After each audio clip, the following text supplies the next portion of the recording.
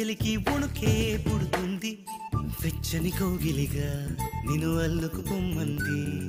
చలిని తరిమేసి ఆ కిటకే తెలుసండి శ్రమ పడిపోకండి తమ సాయం వద్దండి